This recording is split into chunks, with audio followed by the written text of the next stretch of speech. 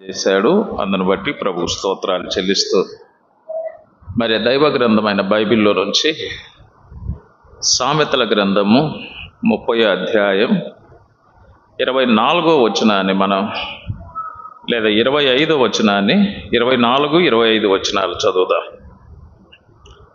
భూమి మీద చిన్నవి 4 కలవు, అయినను అవి మిక్కిలి జ్ఞానము గలవి.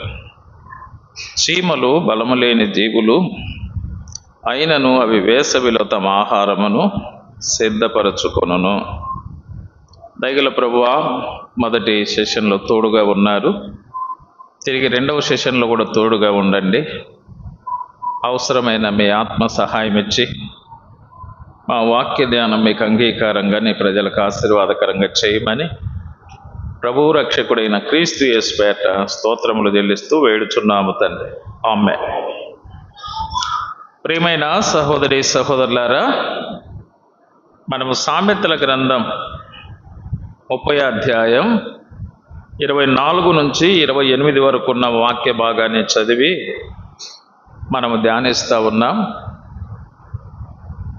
ఈ 30వ అధ్యాయం 24 నుంచి 28 వరకు ఉన్న వాక్య భాగంలో భూమి మీద చిన్నవి 4 కలవు అన్నాడు, అయినను అవి మిక్కిలి జ్ఞానము కలిగినవి. ఆ 4 చీమలు, కుందేళ్ళు, మిడతలు, బల్లి. ఈ చిన్న జీవులే కానీ మిక్కిలి జ్ఞానము కలిగినవి. అందుకే ఈ చిన్న జీవుల ద్వారా పెద్ద జీవులమైన మనకు ప్రభు ఏం నేర్పిస్తున్నాడు? పాఠం నేర్పిస్తున్నాడు. అవి మిక్కిలి జ్ఞానము కలిగినవి కాబట్టి ఆ చిన్న జీవుల ద్వారా పెద్ద జీవులమైన మనకు ప్రభు పాఠం నేర్పిస్తున్నాడు. ప్రభు నేర్పించేటప్పుడు మనం ఏం చేయాలంటే నేర్చుకోవాలి, దానికి అనుకూలంగా మార్చుకోవాలి మన జీవితాన్ని. అప్పుడే ప్రభు మనల్ని ఏం చేస్తాడని విన్నాము, వాడుకుంటాడు. మనము పాఠము నేర్చుకొని మన జీవిత విధానాన్ని దేవుని వాక్యానికి అనుకూలంగా మార్చుకోకపోతే మనను సాతానుడు వాడుకుంటాడు. మనం ప్రభువు వాడుకోవడానికి అర్హమైన పాత్రలుగా ఉండాలి కానీ సాతానుడు వాడుకోవడానికి అర్హమైన పాత్రలుగా మనం ఉండకూడదు. మరి 4 జీవుల ద్వారా ప్రభు ఏ పాఠం నేర్పిస్తాడో మనం నేర్చుకుందాం. ఈ 4 జీవులు జ్ఞానము కలిగినవి అని మనం చూసాం. మన మొదటి సందేశంలో 4 రకాలైన జ్ఞానాలు చూసాం. 1, సహవాస జ్ఞానం కలిగి ఉండాలి, సమయోచిత జ్ఞానం కలిగి ఉండాలి, సంసార జ్ఞానం మనం కలిగి ఉండాలి, రక్షణార్థమైన జ్ఞానం కలిగి ఉండాలి. ఆ జ్ఞానము మన ప్రభు అయిన క్రీస్తు యేసే అని మనం నేర్చుకున్నాం ప్రియులా. అలాగనే ఈ 4 జీవుల ద్వారా ప్రభు మనకు ఏ జ్ఞానాన్ని అయితే నేర్పిస్తాడో వాటిని కూడా మనం నేర్చుకుందాం. ఈ 4 జీవులలో అతి చిన్న జీవి ఏ జీవి చెప్పండి? చీమలు. 4 జీవులలో అతి చిన్న జీవి చీమ. బహుశా మన కాళ్ళ కింద చాలాసార్లు చీమలు పడి చచ్చిపోయింటాయి. ఎన్నోసార్లు మనకు తెలియకుండానే, అంటే మనం కావాలని దాన్ని తొక్కకపోయినా మనకు తెలియకుండానే చాలాసార్లు మన కాళ్ళ కింద చీమలు ఏమైపోయి ఉంటాయంటే చచ్చిపోయి ఉంటాయి. అతి చిన్న జీవి చీమ. ఇది కొన్నిసార్లు కంటికి కూడా కనపడదు ఈ చిన్న జీవి. కానీ ఈ 4 జీవులలో అతి చిన్న జీవిగా ఉన్న చీమ 4 జీవులలో మొదటి జీవిగా ఉంది. చూడండి, 4 జీవులలో ఈ జీవి చిన్నదిగా ఉంది కానీ 4 జీవులలో మొదటి జీవిగా ఉంది. చూసారా? ఈ 4 జీవులలో ఈ జీవి ఇలాగుంది, మొదటి జీవిగా ఉంది, అంటే మొదటి స్థానములో ఉంది. ఈ 4 జీవులలో చీమలు మొదటి స్థానములో ఉన్నట్టు మనం చూస్తాం. మనం కూడా ఏ స్థానంలో ఉండాలని కోరుకుంటాం చెప్పండి? ఏ స్థానంలో ఉండాలి? మనం కూడా మొదటి స్థానంలో ఉండాలని కోరుకుంటాం. అంటే చీమలు కోరుకుంటే మొదటి స్థానంలో తీసుకొచ్చి పెట్టారా? చీమలు కోరుకుంటే మొదటి స్థానంలో తీసుకొచ్చారా? పరిశుద్ధాత్మ దేవుడు ఎందుకో ఆ 4 జీవులలో అతి చిన్న జీవైన చీమను తీసుకొచ్చి మొదటి స్థానంలో పెట్టాడు. కొన్నిసార్లు ఆ మొదటి స్థానాన్ని దేవుడే మనకి ఇస్తాడు. అది మనం కోరుకుంటే మనకు వచ్చేది కాదు. చాలాసార్లు మనం ఏం కోరుకుంటామంటే స్థానాలు కోరుకుంటాం. స్నానాన్ని కోరుకోం కానీ స్థానాన్ని కోరుకుంటున్నాం. స్నానం చేయపోరా అంటే చేయడు ఇంట్లో కదా. పిల్లలు స్నానం చేయమంటే చేయరు. స్నానాన్ని కోరుకోరు. ఏం కోరుకుంటారు? స్థానాన్ని కోరుకుంటారు చాలాసార్లు. ఇంట్లో స్నానం కోరుకోం కానీ సంఘంలోకి వచ్చేటప్పుడు స్థానం కోరుకుంటాం మనం. అది మనకు వచ్చే సమస్య. ఇది కోరుకుంటే ఆ స్థానానికి వచ్చిందా? లేదు. పరిశుద్ధాత్మ దేవుడు ఆ స్థానంలో అది తీసుకొచ్చి పెట్టాడు. ఆ స్థానాన్ని దేవుడే మనకి ఇస్తాడు. అది కోరుకుంటే మనకు వచ్చేది కాదు. అయితే మనం ఏం చేస్తే ఆ స్థానం మనకు వస్తుందో బైబిల్ ఏం చెప్తా ఉందో చూడండి. మార్కు సువార్త 9వ అధ్యాయం 33వ వచనం నుండి 35 వరకు చదువుతారా? మార్కు 9వ అధ్యాయము 33 నుంచి 35 వరకు ఉన్న వాక్యం.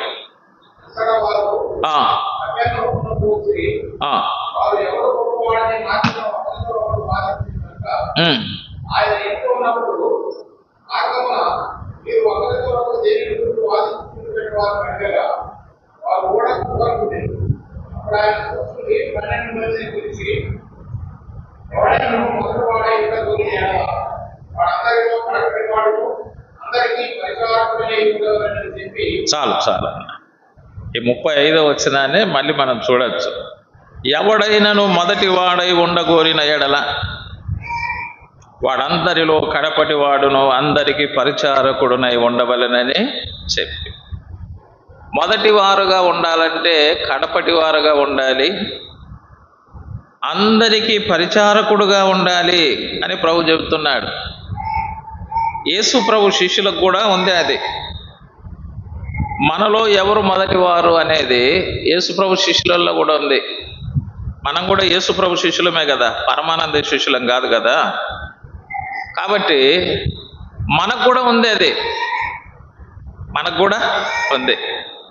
ఎవరు మాలో మొదటి వారు అనేది మనకు కూడా ఉంది. ఆనాడు శిష్యులకు కూడా ఉంది. యేసు ప్రభు వెంట వెళ్తూనే ఉన్నారు కానీ వాళ్ళకి యేసు ప్రభు యొక్క మనసు లేదు. కొన్నిసార్లు మనం కూడా అంతే. ప్రభువును ప్రార్థిస్తూనే ఉంటాం, ప్రభువును ఆరాధిస్తూనే ఉంటాం, ఆయన పరిచర్య చేస్తూనే ఉంటాం, కానీ ఆయన మనసు మనకు ఉండదు. చూసారా? ఎలీషాతోనే ఉన్నాడు గెహాజీ, కానీ ఎలీషా మనసు గెహాజీకి లేదు. మనం చూస్తాం. అందుకే ఎలీషా ఏమంటాడు గెహాజీతో, నా మనసు నీతో కూడా రాలేదు. ఉంటే కదా వచ్చేది, లేనిది ఎట్లా వస్తుంది చెప్పండి? ఉంటే కదా. కొన్నిసార్లు మనం కూడా అలాగనే ఉంటాం అన్నమాట. ప్రభువుతోనే ఉంటాం కానీ ప్రభు యొక్క మనస్సు మాత్రం మనతో ఉండదు. అదే ఉంటుంది. ఎలీషా గెహాజీ అనుభవం, ఇక్కడ యేసు ప్రభు వారు శిష్యుల యొక్క అనుభవం కూడా అలాగనే ఉంది. మనం చూస్తే యేసు ప్రభు వారు ముందు వెళ్తా ఉన్నారు, శిష్యులు వెనక వెళ్తా ఏం మాట్లాడుకుంటున్నారంటే మనలో ఎవడు గొప్పవాడు, ఎవరు మొదటివారు అని చెప్పి వాళ్ళు డిస్కషన్ చేస్తున్నారు. డిస్కషన్స్ జరుగుతూ ఉన్నాయి అన్నమాట. చాలాసార్లు మనకు కూడా ఈ డిస్కషన్స్ ఎక్కువగా ఉంటాయి. ఇవే కదా డిస్కషన్స్ ఎక్కువగా జరిగేటి, ఇవే మనకు జరుగుతూ ఉంటాయి. ఎప్పుడు ఎక్కడ జరుగుతూ ఉంది? మార్గమున వెళ్ళేటప్పుడే. కొన్నిసార్లు పోతానే మాట్లాడుకుంటారు దారిలోనే. చూసారా? దారిలోనే ఇంకా మనసు అదే ఉంది కాబట్టి అదే ఇంకా దారి మడి మాట్లాడుతూ వెళ్తూ ఉన్నారన్నమాట. కొన్నిసార్లు చర్చ అయిపోతుంది, ఆ దారిలో నిలబడుకొని మాట్లాడుకుంటూ ఉంటారు ఈ విషయాలే. ఇక్కడ ఒక 5 నిమిషాలు లేట్ అయిపోతే ఏంది బ్రదరు టయానికి ముగించడు అంటాడు. మరి ఆడ మూలన నిలబడుకొని మాత్రం మాట్లాడుకుంటూనే ఉంటారు మనం చూస్తే. చాలా విచిత్రమైన విధానాలు మనకు ఉంటాయి, చూసారా? ఇవి ఎట్లుంటాయంటే మనకు ఇవి దీన్ని భక్తి అంటామో కొన్నిసార్లు, ఇది భక్తిహీనత అంటామో మనకే తెలియదు కొన్నిసార్లు. ఇట్లుంటాయి విషయాలు, మార్గంలోనే విషయాలని మాట్లాడుకుంటూ ఉంటారన్నమాట. మార్గంలో వాళ్ళు మాట్లాడేటప్పుడు యేసు ప్రభు వారు ఇంటికి వచ్చిన తర్వాత వాళ్ళతో మాట్లాడుతున్నాడు. కొన్నిసార్లు ఇంట్లో మాట్లాడాల్సిన విషయాలు అక్కడ మాట్లాడతా, వీధులలో మాట్లాడతా. అది మనకు వచ్చిన నష్టం. ఇంట్లో మాట్లాడుకోవాల్సిన విషయాలు వీధిలో మాట్లాడితే, యేసు ప్రభు ఎక్కడ మాట్లాడుతున్నాడు? ఒక వివేకం కలిగిన నాయకుడు అది ఇంట్లో మాట్లాడుతున్నాడు. వివేకం అనేది ఎప్పుడు ఎక్కడ మాట్లాడాలనే దాని మీద ఉంటుంది. అది అతను మాట్లాడుతున్న పద్ధతి మనకు తెలుస్తుంది, ఇతనికి వివేకం ఉందా లేదా అనే. ఎక్కడ ఏది మాట్లాడాలి, ఎక్కడ ఏది మాట్లాడకూడదు, దానే వివేకం అంటారు. యేసుప్రభు వారు ఒక వివేకం కలిగిన నాయకుడు. ఆయన ఇంట్లో ఉన్నప్పుడు మార్గమున మీరు ఒకరితో ఒకరు దేనిని గురించి వాదించుచుంటురని వారిని అడుగుతున్నాడు. వారు ఊరకుండిరి, వాళ్ళేం మాట్లాడరు. మంచి విషయాలు మాట్లాడితే మాట్లాడతారు. ఇది ప్రభువు మనసుకు తగిన విషయాలు కాదు కదా, అందుకే వాళ్ళు ఏం చెప్పరు కదా. మనం కూడా ఎప్పుడన్నా ఏదైనా అడిగితే, ఏది బ్రదర్ అక్కడ మాట్లాడుకుంటున్నారంటే, మేమేం మాట్లాడుకోలేదంటాం. ఎందుకు? కాని మాటలు మాట్లాడుకుంటాం, అది చెప్పలేము అక్కడ కదా. అవసరమైన మాటలు అయితే బ్రదర్ ఈ విషయాలు మాట్లాడుకుంటున్నాం అని చెప్తారు. కాని మాటలు మాట్లాడేటప్పుడు చెప్తావా? చెప్పండి. కాని మాటలు మాట్లాడేటప్పుడు అడిగినా కూడా మేమేం మాట్లాడుకోలేదు బ్రదర్ అని చెప్తాం. ఆ శిష్యుల యొక్క అనుభవాలు కూడా అలాగనే మనకు కనబడతా ఉన్నాయి అక్కడ. ఊరకుండిరి. అప్పుడు ఆయన కూర్చుండి 12 మందిని పిలిచి, ఎవడైనాను మొదటి వాడై ఉండగోరిన ఎడల వాడందరిలో కడపడి వాడు అందరికి పరిచారకుడై ఉండవలని చెప్పి. మొదటి స్థానంలోకి మీరు రావాలంటే అందరికీ కడపటివాడుగా ఉండాలి. అందరికీ కడపటివాడంటే ఆ వ్యక్తి మొదటగా వస్తాడు, అందరూ వెళ్ళిన తర్వాత అన్ని చూసుకొని చివరగా వెళ్తాడు. అది ఎవరు రాకముందే వచ్చి అన్ని చూసుకుంటాడు. అందరు వెళ్ళిన తర్వాత ఏమేమి చేయాలనో అవి చేసి మళ్ళీ వెళ్ళిపోతాడు. దీన్ని బట్టి అంటే ఈ పరిచర్య మనస్సు కలిగిన వ్యక్తులు అలా ఉంటారన్నమాట. పరిచర్య మనసు కలిగిన వాళ్ళు ఎట్లుంటారు? ఎవరు రాకముందే వచ్చి ఏమన్నా చేయాలా అని చూస్తారు. అందరూ వెళ్ళిపోయిన తర్వాత ఏమన్నా సరదాలా అని చూస్తారు. ఇది పరిచర్య మనసు అంటారు దీన్ని. ఈ మనస్సు ఉండాలి ముందు అని చెప్పాడు. అందరికీ కడపటి వాడును, అందరికీ పరిచారకుడునై, వాడందరిలో కడపటి వాడును అందరికి పరిచారకుడునై ఉండవలని చెప్పి. అందరికి ఏం చేస్తారంట? పరిచర్య చేస్తారు.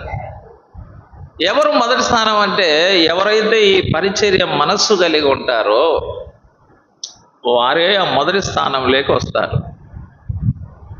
అది ప్రియులారా. కాబట్టి దేవుని బిడ్డలమైన మనం కూడా మొదటి స్థానానికి మనం రావాలన్న ఆశ తప్పు కాదు అది. బైబిల్ కూడా అదే చెప్తుంది. మీలో ఎవడైనా అధ్యక్ష పదవిని అపేక్షించిన ఎడల దొడ్డ పనిని అపేక్షిస్తున్నారంటే అది మంచి పనే. అది మంచి పనే, చెడ్డ పని కాదు. కానీ ఆ పనికి రావాలంటే ఈ పని చేయాలి. ఆ పనికి రావాలంటే ఏ పని చేయాలి? ఈ పని చేయాలి, ఈ పరిచర్య చేయాలి. ఆ పదవి నువ్వు ఆశించేటప్పటికి ఈ పని నువ్వు చేసినప్పుడు నీవు ఆశించినది నీ దగ్గరికి వచ్చేస్తుంది. అది చెప్పాడు అక్కడ. కాబట్టి ప్రియమైన దేవుని బిడ్డలారా, పరిచర్య చేసేవారే ప్రధానులు అవుతున్నారు. అది మనకు బైబిల్ నేర్పిస్తున్న ఒక వాస్తవికమైన సత్యం. అది ఒక వాస్తవికమైన సత్యం.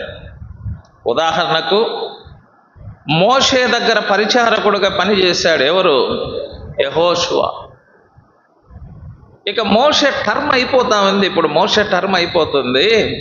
మోషే టర్మ్ అయిపోయింది, మోషే టైం కూడా అయిపోయింది. కొన్నిసార్లు మన టర్మ్ అయిపోతుంది, మన టైం అయిపోతుంది. మన పదవీ కాలం అయిపోతుంది, మనం జీవించే కాలం అయిపోతుంది. అప్పుడు మోషే దేవుని అడిగాడు, ఈ ప్రజలు కాపరి లేని గొర్రెల వలె అయిపోతారు, వీళ్ళకు ఒక కాపరిని నియమించమని అడిగాడు. దేవుని అడిగాడు. ఆ నియమించే కాపరిని నేను చూసి వెళ్ళిపోతానన్నాడు. అప్పుడు అన్నాడు, నూను కుమారుడైన యెహోషువ దేవుని ఆత్మ కలిగిన వాడు, సమాజం ఎదుట నువ్వు ఎలియాజరు అతన్ని నిలవబెట్టి అభిషేకించి ప్రకటన చేయండి అన్నాడు. ఎవరిని చూపించాడు దేవుడు? ఈ పరిచర్య చేసిన వ్యక్తినే చూపించాడు. అది సమాజానికి దేవుడు చూపిస్తాడు. అలాగా ఎవరిని చూపిస్తాడు చెప్పండి? ఆ స్థానాల్లోకి రావడానికి ఎవరిని చూపిస్తాడు? సమాజానికి ఆ పరిచర్య చేసే వాళ్ళని చూపిస్తాడు. అది అలాగనే ఉంటుంది దేవుని పని అంతా కూడా. ఏలీ దగ్గర బాలుడైన సమూయేలు ఏం చేస్తా ఉన్నాడు? పరిచర్య చేస్తా ఉన్నాడు. ఏలీ టర్మ్ అయిపోయింది, ఏలీ టైం కూడా అయిపోతా ఉంది. సమాజానికి ఎవరిని చూపించాడు దేవుడు? ఎవరిని చూపించాడు? సమూయేలును చూపించాడు. చూశాడా? సమూయేలును చూపించాడు. పరిచర్య చేసిన సమూయేలును చూపిస్తున్నాడు అక్కడ. మోషే తర్వాత నాయకుడుగా యెహోషువను చూపించాడు. ఏలీ తర్వాత ప్రధాన యాజకుడిగా ఎవరిని చూపిస్తున్నాడు అక్కడ? పరిచర్య చేసిన సమూయేలును చూపిస్తా ఉన్నాడు. చూసారా? తర్వాత ఏలియా చేతుల మీద నీళ్లు పోసినాడు ఒక ఆయన. కొంతమంది నిప్పులు పోస్తారు, కొంతమంది నీళ్లు పోస్తారు. ఈయనేం పోసినవాడు? నీళ్లు పోసినవాడు. ఆ పేరు ఎవరికి? ఎలీషాకు ఉంది ఆ పేరు, నీళ్లు పోసేవాడు అని. ఆయన చేతులు కడుక్కుంటా ఉంటే ఆయన చేతుల మీద నీళ్లు పోసేవాడు. ఒక భూస్వామి, ఒక ఉన్నత వర్గానికి చెందినవాడు ఎలీషా. ఒక సాధారణమైనటువంటి వ్యక్తి ఏలియా. ఆయనను గురువుగా తలంచి ఆయన చేతుల మీద నీళ్లు పోసేవాడుగా పరిచారం చేసినవాడు. ఏలియా తర్వాత ఆ ప్రవక్త స్థానాన్ని ఎవరికి ఇచ్చారు దేవుడు? ఎలీషాకే ఇచ్చాడు ఆ ప్రవక్త స్థానాన్ని. చూసారా? అంటే ఈ పరిచర్య చేసిన వాళ్ళందరూ ఆ తర్వాత ఏమైనారంటే ప్రముఖులైనారు. అలాగనే కొత్త నిబంధనలో కూడా మనం గమనిస్తే మన ప్రభు అయిన యేసు మనకు చెప్పిన మాట కూడా, నేను పరిచారము చేయించుకున్నట్టుకు రాలేదు, పరిచర్య చేయుటకు అనేకుల కొరకు విమోచన క్రయధనముగా నా ప్రాణం ఇచ్చుటకి నేను వచ్చాను. యేసు ప్రభు వారి యొక్క పరిచర్య ఏంటంటే అనేకుల కోసం తన ప్రాణం వేయడమే ఆయన పరిచర్య. తండ్రి అప్పగించిన ఆ పరిచర్యని యేసు ప్రభు వారు ఏం చేశారు? ఆయన నెరవేర్చారు. అందుకే ఇప్పుడు యేసు ప్రభు వారు ఏమయ్యాడని బైబిల్లో మనం చూస్తాం. ఫిలిప్పీ పత్రిక 2వ అధ్యాయం యేసు ప్రభు వారి యొక్క స్థానాన్ని మనం గమనించవచ్చు. 9వ వచనం, అందుచేతను పరలోకమందున్న వారిలో గాని, భూమి మీద ఉన్న వారిలో గాని, భూమి కింద ఉన్న వారిలో గాని ప్రతివాని మోకాలు యేసునామమున పొంగునట్లును. చూసారా? ఒక అద్భుతమైనటువంటి మాట. అంటే తండ్రి అప్పగించిన పరిచర్య ఆయన నెరవేర్చాడు. ఇప్పుడు ప్రతి వారి మోకాలు ఎక్కడ తగ్గుతుంది? ఇక్కడ వంగుతా ఉంది, యేసు నామమున వంగుతా ఉంది అని చెప్పాడు అక్కడ. ప్రతి వాని నాలుకయు తండ్రి అయిన దేవుని మహిమార్థమై యేసుక్రీస్తు ప్రభువుని ఒప్పుకొనున్నట్లు దేవుడు ఆయనను అధికముగా హెచ్చించి ప్రతి నామమునకు పైనామమును, పైనామం. చూసారా? పైనామం ఇచ్చాడు. అన్ని నామాలు ఆయన కంటే ఎక్కడ ఉన్నాయి? డౌన్లో ఉన్నాయి. అంటే ఆయన మొదటి స్థానం. పరిచర్య చేసిన యేసుక్రీస్తే ఇప్పుడు ఏమైనాడంటే ప్రముఖుడైనాడు, సంఘానికి శిరస్సు అయినాడు. అంటే ఆ మొదటి స్థానం ఎవరికి వస్తూ ఉందంటే పరిచర్య. కాబట్టి ఈ చీమలు 4 జీవులలో చిన్న జీవి ఇది, కానీ ఇది మొదటి స్థానంలోకి వచ్చేసింది. మనము కూడా ఆ మొదటి స్థానంలోకి రావాలంటే ఏం చేయాలంటే మనం ఆ పరిచర్య మనం చెయ్యాలి పరిచర్య. నేడు పరిచర్య చేసిన వారే రేపేమవుతున్నారు? ప్రముఖులు అవుతున్నారు. నేడు కడపటి వారుగా ఉన్నవారే రేపేమవుతున్నారు? మొదటి వారు అవుతున్నారు. ఇది మనకు బైబిల్ నేర్పిస్తున్నటువంటి ఒక వాస్తవికమైన సత్యం. ఇది పాత నిబంధనలు అయినా సత్యం సత్యమే, కొత్త నిబంధనలు అయినా సత్యం సత్యమే. ఇంకా కొత్త నిబంధనలో మరొక సత్యాన్ని కూడా మనం చూడొచ్చు. తిమోతికి రాసిన మొదటి పత్రిక 3వ అధ్యాయం 13వ వచనం ఏమంటాడు? 13వ వచనం, పరిచారకులై ఉండి ఆ పనిని బాగుగా నెరవేర్చిన వారు మంచి పదవిని సంపాదించుకొని ఆ క్రీస్తు యేసునందలి విశ్వాసమందు బహుధైర్యం గలవారు. పరిచారకులుగా ఉండి ఆ పనిని బాగుగా నెరవేరిస్తే ఏమవుతున్నారు? మంచి పదవి సంపాదించుకుంటున్నారంట. అది వచ్చేస్తుంది అంతే. ఆ పరిచర్య చేసే వారికి తప్పకుండా ఆ స్థానం అనేది అది వచ్చేస్తుంది అంతే. ఆ కడపటి వారుగా ఉండి వారు చేస్తే పరిచర్యలు మొదటి వారు అవుతున్నారు. ఆ పరిచర్య చేసిన వాళ్ళు ఏమవుతున్నారంటే వీళ్ళే ప్రముఖులు అవుతున్నారు. అది మనకు బైబిల్ నేర్పిస్తున్నటువంటి ఒక వాస్తవికమైన సత్యం. కాబట్టి ఈ చిన్న జీవే కాని చీమలు ఈ 4 జీవులలో అది మొదటి స్థానములో ఉంది. కొన్నిసార్లు మనము కూడా ఆ మొదటి స్థానములోకి రావాలనుకోవడం తప్పు కాదు.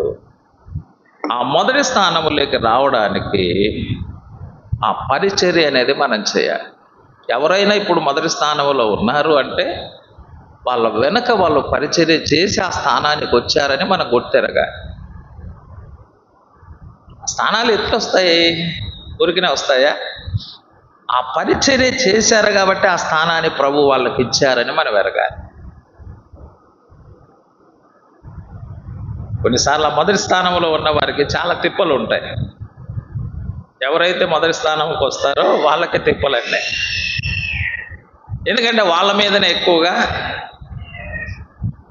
టార్చర్ ఉంటుంది అన్నమాట. కొన్నిసార్లు ఏమనుకుంటారంటే మొదటి స్థానంలో ఉన్న వాళ్ళు అందరినీ టార్చర్ చేస్తారని వీళ్ళు అనుకుంటారు, కానీ అందరూ కలిసి వీళ్ళని టార్చర్ చేస్తారు. ఇది తెలియదు చాలా మందికి. అందరు టార్చర్ చేసేది ఎవరిని? వీళ్ళని చేస్తారు ఈ మొదటి స్థానంలో ఉన్న వాళ్ళు. అంటే ఎక్కువగా ఒత్తిడి అనుభవించేది కూడా ఎవరు?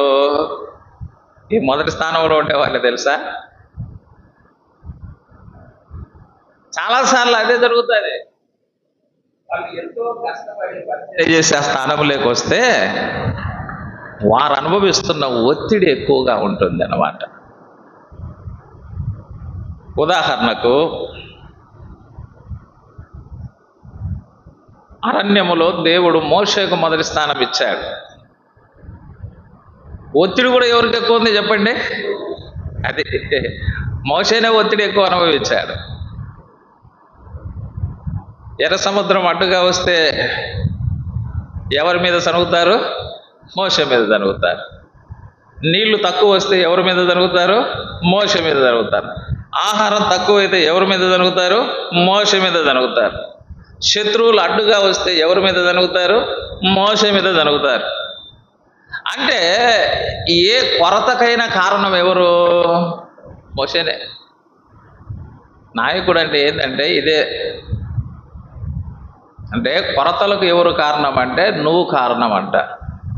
డెవలప్కు కారణం ఎవరంటే మనము అంటారు. తెలుసా? ఇది నాయకుడు అనుభవించేది.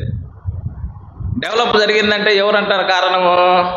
మేమంతా కలిసి చేసామంటారు. కొరత ఏదైనా వచ్చిందంటే ఎవరు కారణము? ఆ నాయకుడే కారణం అని అంటారు. చేశారా? ఇదే నాయకునికి ఉండేది. ఆ మొదటి స్థానంలో ఉండే వాళ్ళకి వచ్చేది ఇదే అన్నమాట. నష్టానికేమో అతన్ని కారకునిగా చేస్తారు, లాభానికేమో అందరినీ కారకులుగా చేస్తారనమాట. ఇది నాయకత్వం అనుభవించే ఎక్కువైన ఒత్తిడి. అయితే దేవుని బిడ్డలమైన మనం ఆ స్థానములో ఉన్నవారిని విమర్శించమని మనకు బైబిల్ చెప్పలేదు, కానీ వారికి విధేయత చూపించమని మనకు బైబిల్ చెప్తుంది. అయితే మోషే మీద ఎక్కువగా విమర్శలు చేశారు, కానీ మోషేకు విధేయత చూపించింది చాలా తక్కువ. అని బైబిల్ మనకు నేర్పించే సత్యం ఏంటంటే, ఆ మొదటి స్థానానికి వచ్చిన నాయకత్వానికి మనం ఏం చేయాలంటే విధేయత చూపించాలని బైబిల్ నేర్పిస్తారు. చూడండి, కొరింథీయులకు రాసిన మొదటి పత్రిక 16వ అధ్యాయం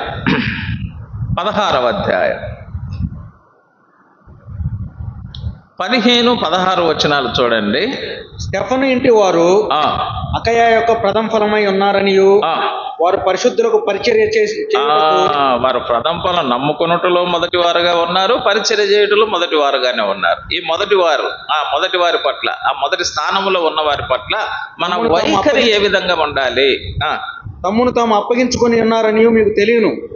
కాబట్టి సహోదరులారా, అట్టి వారికి పనిలో సహాయం చేయొచ్చు, ప్రయాసపడుచు. అట్టి వారికి మనం ఏం చేయాలి అది చెప్పాడు అక్కడ. అట్టి వారిని మనం విమర్శించడం కాదు, అట్టి వారి మీద సనగడం కాదు, అట్టి వారి మీద మనం అయాసపడడం కాదు, లేదా అట్టి వారి మీద మనం అసూయపడడం కాదు. అట్టి వారి పట్ల మన వైఖరి ఎలా ఉండాలో చెప్తాడు. ప్రయాసపడుచు ఉండు వారికి, అట్టి వారికి పనిలో సహాయము చేయొచ్చు, ప్రయాసపడుచు మీరు విధేయులై ఉండు వారందరికి మీరేమై ఉండాలి? విధేయులై ఉండవలనని మిమ్మల్ని బ్రతిమాలుకొనుచున్నా. మిమ్మల్ని బ్రతిమాలుకుంటున్నా, మిమ్మల్ని రిక్వెస్ట్ చేస్తున్నా నేను, ఇది దయచేసి అని పౌలు కొరింథీయులకు రిక్వెస్ట్ చేస్తూ ఉన్నాడు,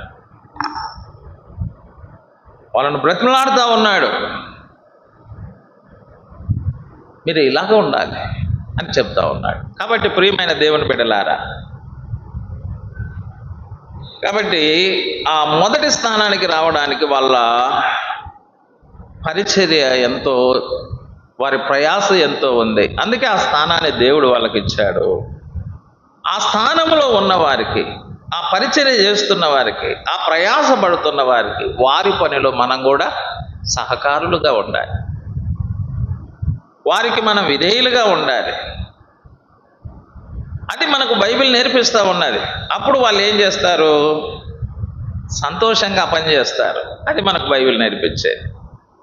హెబ్రీ పత్రిక 13లో, హెబ్రీలకు రాసిన పత్రిక 13లో మనకు చెప్పిన ఒక మాట కూడా మనం చూడొచ్చు. 17వ వచనం ఏమంటాడు? మీ పైన నాయకులుగా ఉన్నవారు లెక్క అప్పచెప్పవలసిన వారి వలె. ఎవరు వీళ్ళు? ఈ నాయకత్వం అంటే, మొదటి స్థానం అంటే ఏంటంటే లెక్క చెప్పడం అనేది. అది వీళ్ళెవరు? లెక్క గొప్ప చెప్పేవాళ్ళు. అది చెప్పారు. ఆత్మల గురించి లెక్క చెప్తారు, ఆస్తిని గురించి లెక్క చెప్తారు, అన్ని విషయాల్లో లెక్క చెప్పేవాళ్ళు వీళ్ళు. అది మీ ఆత్మలను కాయుచున్నారు.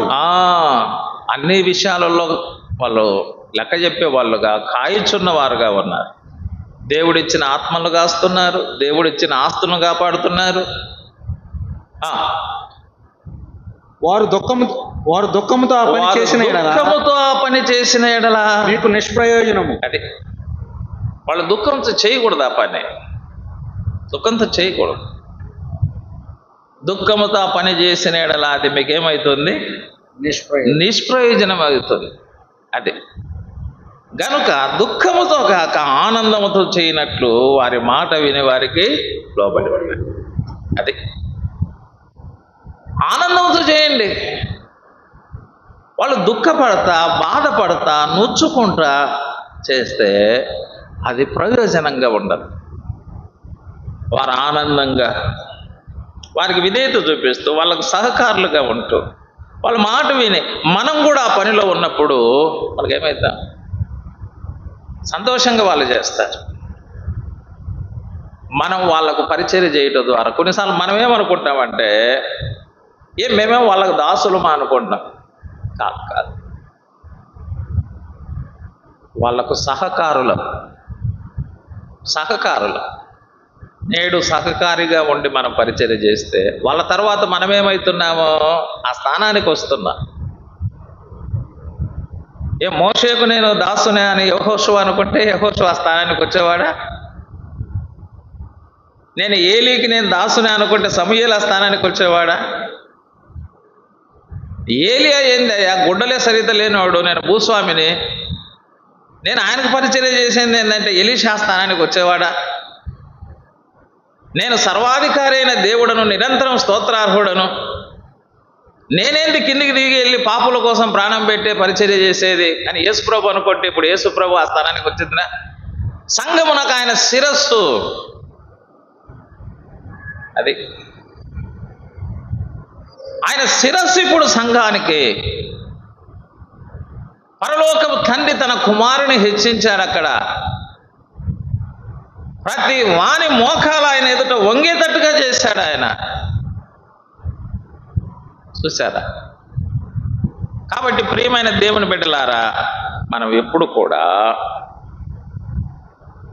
కొన్నిసార్లు మనం పరిచర్య చేయడానికి, ఎందుకంటే మేమెవరికి దాసులం కాదు, ఎవరు చెప్పినట్టు మేము చేయమనుకుంటాం. అది బైబిల్ యొక్క సిద్ధాంతం కాదు, అది మనకు సొంత సిద్ధాంతంగా ఉంటుంది. అలాగ పరిచర్య చేసిన వాళ్ళందరూ ఏమైపోయారంటే ప్రముఖులయ్యారు. అందుకే నేడు నాయకులుగా ఉన్న వారి ఎదుట మనం పరిచర్యలో సహకారులుగా ఉంటే వాళ్ళ తర్వాత ఆ స్థానాన్ని ప్రభు మనకిచ్చి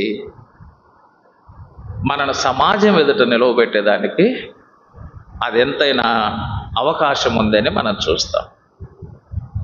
కాబట్టి నా ప్రియ సహోదరి సహోదరులారా, ఈ 4 జీవులలో చిన్న జీవి ఏది? చీమ.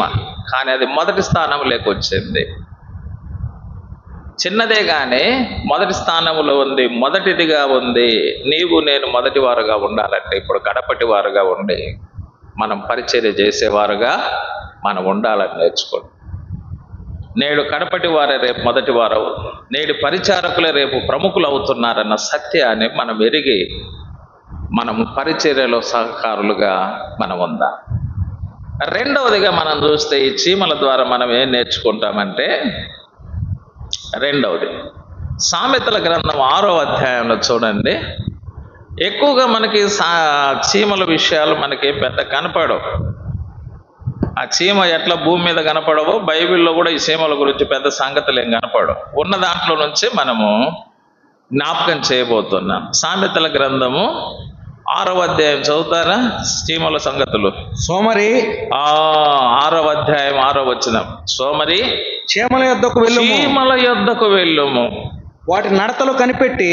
అంటే ఇక్కడ స్టార్టింగ్ లోనే చెప్తాడు, సోమరి చీమల యొద్దకు వెళ్ళుము, వాటి నడతలు పెట్టి జ్ఞానము తెచ్చుకోను, నడతలు కనిపెట్టి అన్నాడు. అంటే చీమలు ఏం కావు? సోమరివి కావు. అంటే ఈ సోమరులందరినీ ఎక్కడికి వెళ్ళమని చెప్తా ఉన్నాడంటే చీమల దగ్గరికి వెళ్ళమని చెబుతున్నాడు. అంటే అర్థమేంటి? చీమలు సోమరివి కావు, అవి చురుకైనవి అని మనం నేర్చుకుంటాం. రెండవది, చీమలు చురుకైనవి. దేవుని బిడ్డలమైన మనము కూడా సోమరులుగా ఉండకూడదు. బైబిల్ సోమరితనాన్ని మొదటి నుండి ఖండిస్తూ ఉంది. పాత నిబంధన కానీ కొత్త నిబంధన కానీ సోమరితనాన్ని ఏం చేస్తుంది? ఖండిస్తుంది. దేవుని బిడ్డలు సోమరులుగా ఉండకూడదు ఎప్పుడు. సోమరితనం అనేక నష్టాలకు కారణం చేస్తుంది. మన వ్యక్తిగత జీవితానికి నష్టం తెస్తుంది, మన కుటుంబాలకు నష్టం తెస్తుంది, మన సంఘానికి నష్టం తెస్తుంది సోమరితనం. సోమరితనంగా ఉంటే ఏమవుతాడు? ఆ వ్యక్తి ఏ పని చేయకపోతే దరిద్రుడవుతాడు. సోమరితనంగా ఉంటే ఆ కుటుంబం అప్పుల పాలవుతాడు. సోమరితనంగా ఉంటే ఆ సంఘం ఎట్లుంటుంది చెప్పండి? ఆధ్యాత్మిక దరిద్రత ఉంటుంది.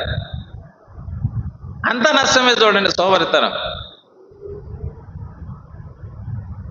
వ్యక్తిగతంగా దరిద్రుడవుతుంది, కుటుంబం అప్పుల పాలవుతుంది, సంఘం కూడా ఏమవుతుంది. ఇప్పుడు సోమరితనంగా ఎవరు పరిచయం చేయకుంటే ఎక్కడుంటే బూజు అక్కడే ఉంటుంది. నేను కొన్ని సంవత్సరాల కిందట ఒక మందిరానికి వెళ్తే మొత్తం మందిరం అంతా బూజు ఉంది. ఏం చేయాలా? కొన్ని చోట్లకు పోతే బాత్రూంలు కూడా శుభ్రంగా ఉండవు. మీ దగ్గర క్లీన్గా ఉన్నాయి, కొన్ని చోట్ల పోతే అది మేమే కడుక్కోవాల్సింది వస్తుంది తెలుసా. ఉంటాయి, తప్పదు. ఏం చేయాలి మరి? అంటే వాళ్ళ సోమరితనం అక్కడ కనపడుతుంది. అక్కడ విషయాలు సోమరితనం అనేది కనపడుతుంది విషయాలు. కాబట్టి సోమరితనం అనేది అన్ని ఏమవుతుందంటే నష్టం జరుగుతుంది. అన్ని చోట్ల కూడా అన్ని చోట్ల నష్టమే జరుగుతూ ఉంది.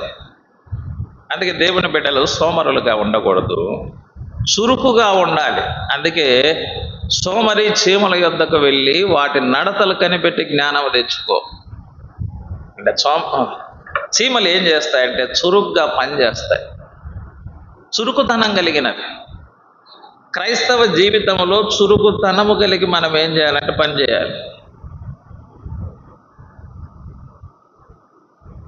పాత నిబంధనలో నిర్గమాకాండంలో హెబ్రీ స్త్రీలను గురించి ఏం రాయబడిందండి? 1:19 చెప్పాడు. హెబ్రీ స్త్రీలు ఐగుప్తు స్త్రీల వంటి వారు కాదు, వారు చురుకైన వారు అన్నాడు. హెబ్రీలు అంటే అర్థమైందంటే దాటిన వారు అని. హెబ్రీలు అంటే దాటిన వారు, మరణములో నుండి జీవములోనికి దాటిన వారు. మనం కూడా ప్రభు అయిన యేసునందు విశ్వసించుట ద్వారా మరణములో నుండి జీవంలోనికి దాటాం. దాటిన వారు ఎలాగుండాలి? చురుకుగా ఉండాలి.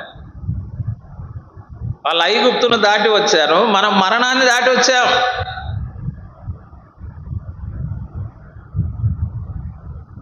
ఈ చురుకైన వారుగా ఉండాలి అని చెప్తాడనమాట.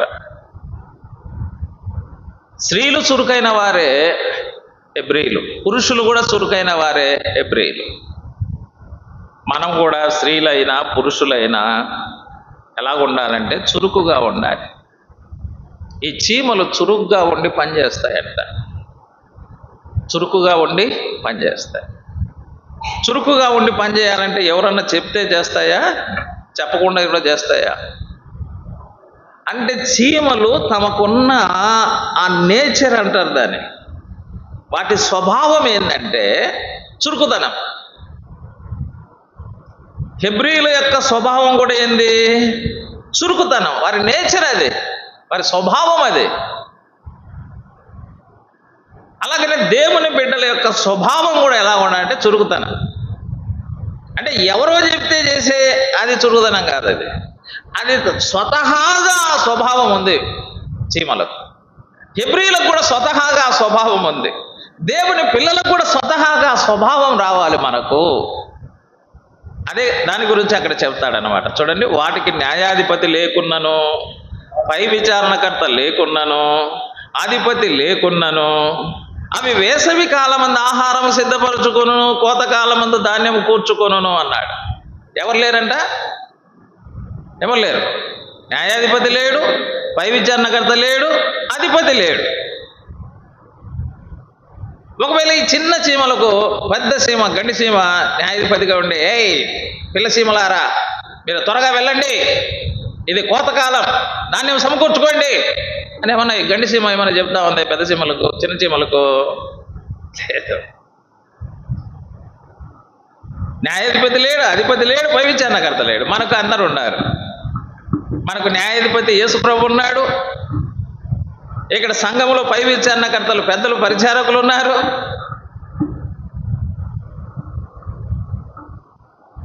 చూసారా? లేనటువంటి చీమలు ఎలాగున్నాయంటే చురుగ్గా ఉన్నాయి, ఉన్నటువంటివి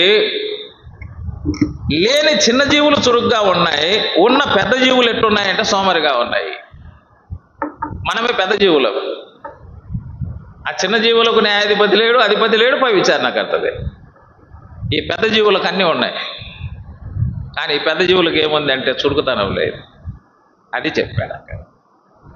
అందుకే ఆ చిన్న జీవుల ద్వారా ఈ పెద్ద జీవులు ఏమి నేర్చుకోవాలంటే పాఠం నేర్చుకోవాలంటాడు.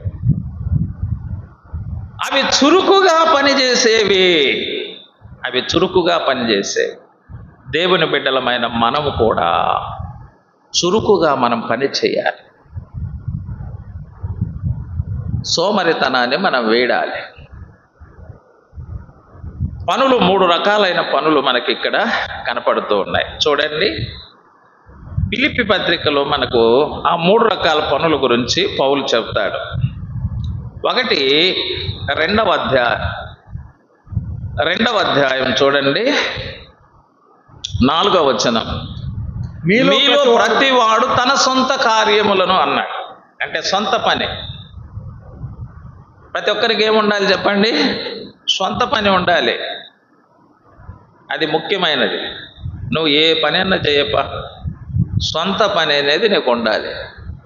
నువ్వు ఉద్యోగం చేస్తావో, వ్యాపారం చేస్తావో, కూలి పని చేస్తావో, ఏదైనా సరే నీకు ఒక సొంత పని అనేది మనకు ఉండాలి.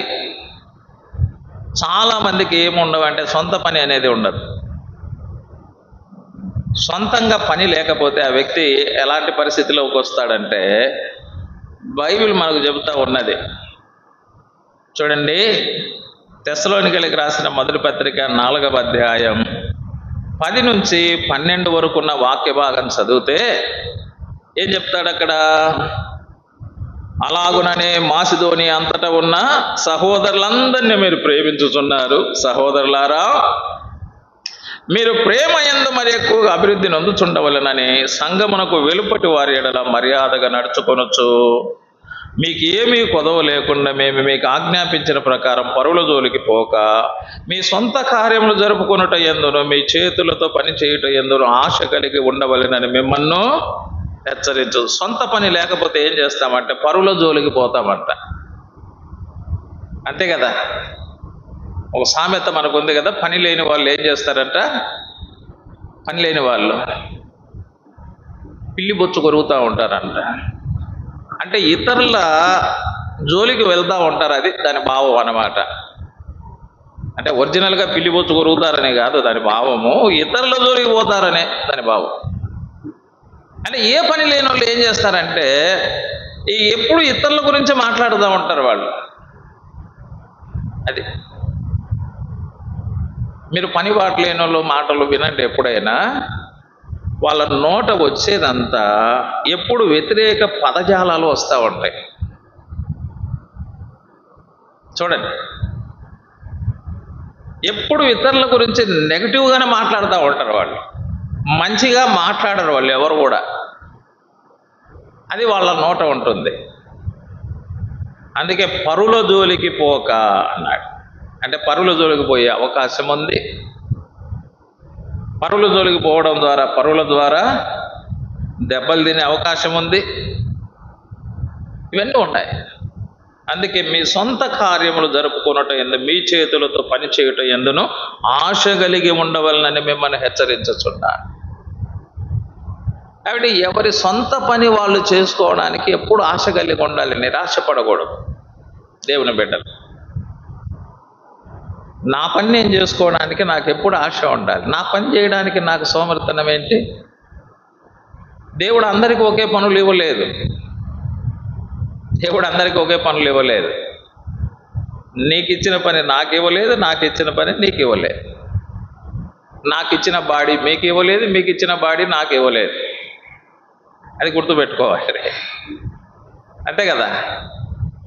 ఎవరు వాళ్ళకే ఇచ్చాడు ఆ స్ట్రక్చర్ కూడా మనం చూస్తే.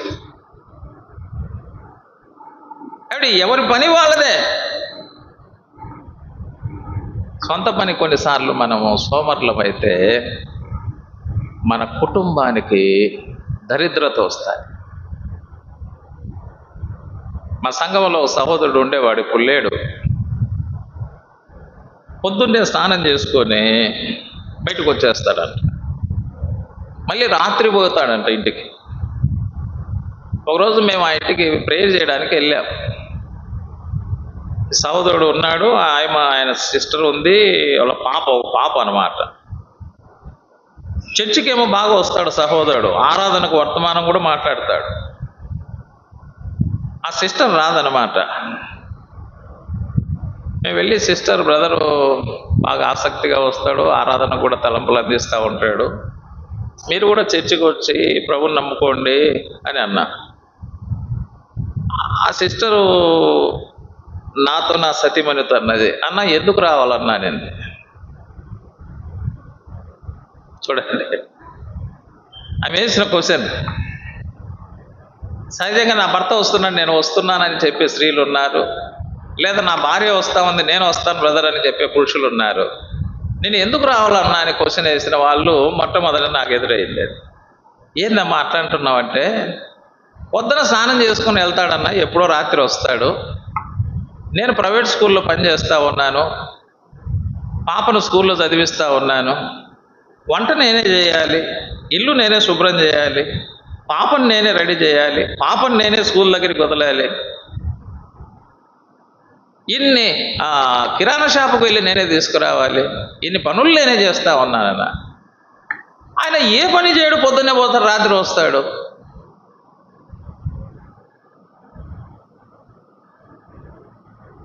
ఆయనతో పట్టి నేను ఎలాగ చర్చికి రమ్మంటారా? నేను నిజమే కదా, దీంట్లో ఒక రీజన్ ఉంది. ఆయన ద్వారా నా కుటుంబానికి నేను ఆయన ఉద్యోగం చేయమని కూడా చెప్పడం లేదు. పాపను రెడీ చేయి, ఇంట్లో వంటల్లో కొంత సహాయం చేయి, పాపను స్కూల్ దగ్గర వదిలిపెట్టు, నన్ను కూడా స్కూల్ దగ్గర వదిలిపెట్టు. కనీసం ఇది కూడా చేయడానికి కూడా ఆయనకు నామోషి అయింది. కొంతమందికి ఇంట్లో పని చేయడానికి నామోషే, ఆయన పని చేయడానికి నామోషే, కొన్నిసార్లు అన్నీ నామోషే. చూసారా? అందుకే నేనేం చెప్తానంటే, తల్లిదండ్రులకు నేను ఇచ్చే ఒక చిన్న సూచన ఏంటంటే, సోమరిగా మీ పిల్లలు ఉంటే పెళ్ళిళ్ళు చేయగాకండి.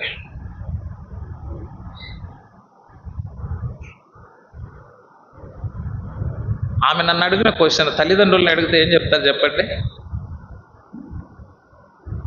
నన్ను అడిగిన క్వశ్చన్ వాళ్ళ పేరెంట్స్ని అడిగితే ఏం చెప్తారు జవాబు? కష్టమవుతుంది. కొన్నిసార్లు పెళ్లి చేస్తే మావాడు పని చేస్తారులే అనుకుంటారు. పెళ్లి చేయక ముందు పని చేయనోడు, పెళ్లి చేసినాక పని చేయలేడు వాడు. అది గుర్తుపెట్టుకోండి. ఇప్పుడు పెళ్లి కాకముందు బెండు కాలేనోడు, పెళ్ళి అయినాక ఏం బెండు అవుతాడు వాడు? బెండు కాలేడు వాడు. అసలు పురుషుని యొక్క లక్షణం ఏంటంటే అది ఉద్యోగం. ఏ లక్షణం అంటారు? అది ఉద్యోగం కాకపోవచ్చు, కూలి పనే కానీ ఏదైనా కానీ అది ఒక లక్షణం. అది పురుషునికి లక్షణంగా పొద్దున్నే తిని స్నానం చేసి బయటికి వెళ్ళిపోయడం కాదు, మళ్ళా లక్షణంగా వచ్చి రాత్రి పడుకోవడం కాదు. ఈ లక్షణం కాదు, అది నేర్చుకోవాలి. అందుకే వ్యక్తిగతంగా మన సొంత పని చేసుకున్నట ఎందు మనం ఏమై ఉండాలంటే ఆశ కలిగి ఉండాలి. ఏమన్నా న్యాయాధిపతి ఉన్నాడా, పై విచారణకర్త ఉన్నాడా, అధిపతి ఉన్నారా ఆ సీమకు? దాన్ని పని చేసుకోవడానికి ఎంత ఆశ ఉంది. దేవుని నమ్ముకున్నామంటాం, తల్లిదండ్రులు మంచి భక్తి కలిగిన వాళ్ళు అంటాం, పని చేసేదానికి ఆశ లేదు కొంతమందికి. చేశారా?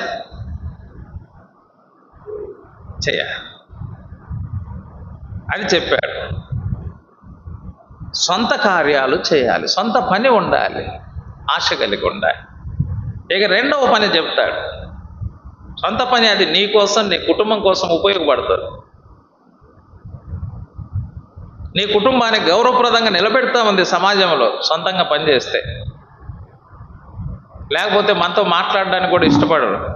వస్తున్నాడు రే, డబ్బులు అడుగుతారా అంటాడు. అదే మనతో కూడా అబద్ధాలు చెప్పించాం, మళ్ళా మన దగ్గర పెట్టుకోరు కూడా ఇవ్వలేము. లేదంట, మనం అబద్ధాలు చెప్పాలి వాటితో. ఎందుకు? కారణం ఏంది? ఇస్తే మళ్ళీ వచ్చేది కాదు. ఇస్తే వచ్చేది కాదు. అట్టప్పుడు ఏం చేస్తాం, మనం అబద్ధాలు చెప్తా ఉంటాం. లేదు పో బ్రదర్, లేదు పోయి అని చెప్తాం. అంటే మొత్తం అందరికీ డ్యామేజ్ చేస్తాడు. చూసారా? మళ్ళీ ఏమంటాడు, ఆడిపోయి నేను అడిగితే ఉండి లేదంటున్నాడు, అబద్ధాలు చెప్తాడు అంటాడు. కారణం ఏంటి? నిజాలు చెప్పేవాడు కూడా నీ మూలంగా అబద్ధాలు చెప్పాల్సిన పరిస్థితి వస్తారు. చూసారా? ఇది ఎంత డ్యామేజ్ జరుగుతూ ఉంది అక్కడ. ఇది కొంతమందిని చూస్తే వాళ్ళకి ఇచ్చేద్దాం అనిపిస్తుంది, కొంతమందిని చూస్తే ఇవ్వకూడదు అనిపిస్తుంది. చూసారా? కారణం ఏంటి? మనం ఇచ్చుట ద్వారా వానికి ప్రయోజనం జరుగుతుంది అంటే ఇచ్చేస్తాం, ఇచ్చుట ద్వారా దానికి నష్టం జరుగుతుంది అంటే మనం అది ఇవ్వడానికి ఇష్టపడం వాస్తవమే అని చెప్తాడు. రెండవ పని చెప్తాడు అక్కడ 2వ అధ్యాయంలోనే, 2వ అధ్యాయం 4వ వచనంలోనే, మీలో ప్రతి వాడును తన సొంత కార్యములను మాత్రమే గాక ఇతరుల కార్యములను కూడా చూడవలెను. ఇతరుల కార్యాలంటే బయటి వారి విషయాలు. మనం ఇతరుల కోసం కూడా పనిచేయాలి చురుగ్గా. క్రైస్తవ జీవితం అంటే మన కోసం మాత్రమే బతికేది కాదు, మనం ఇతరుల కోసం కూడా బతకాలి. ఇది ఎవరి ద్వారా మనం నేర్చుకునే పాఠం అంటే క్రీస్తు ద్వారా నేర్చుకునే పాఠం. యేసుక్రీస్తు జన్మించింది తన కోసమా మన కోసమా? మన కోసం. యేసుక్రీస్తు చేసిన ప్రతి అద్భుతం తన కోసమా మన కోసమా? మీరు యేసుప్రభు చేసిన అద్భుతాలన్నీ చదవండి. 4 సువార్తలలో ఒక్క అద్భుతం కూడా యేసుప్రభు తన కోసం చేయలేదు. తన కోసం ఆయన అద్భుతాలు చేసుకోలేదు, మన కోసం అద్భుతాలు చేశాడు ఆయన. యేసుక్రీస్తు వారు సిలువలో చనిపోయింది మన కోసమా తన కోసమా? మన కోసమా. సమాధి చేయబడింది మన కోసమా తన కోసమా? మన కోసమే. తిరిగి లేచింది మన కోసమా తన కోసమా? మన కోసమే. పరలోకానికి వెళ్ళింది తన కోసమా మన కోసమా? మన కోసమే. మన కోసమే పరలోకంలో ఏం చేస్తున్నాడు? స్థలాలు సిద్ధం. మళ్ళీ రాబోతున్నది మన కోసమా తన కోసమా? మళ్ళీ మన కోసమే రాబోతున్నాడు. ఆయన సంఘం కోసం రాబోతున్నాడు, ఆయన యూదుల కోసం రాబోతున్నాడు. అసలు యేసుక్రీస్తు ఎందుకంత ప్రముఖుడైనాడంటే ఆయన తన కోసం కాకుండా మన కోసమే. అది క్రీస్తు. క్రీస్తు అంటే ఏంటంటే మన కోసం క్రీస్తు, మనం కూడా ఇతరుల కోసం. అది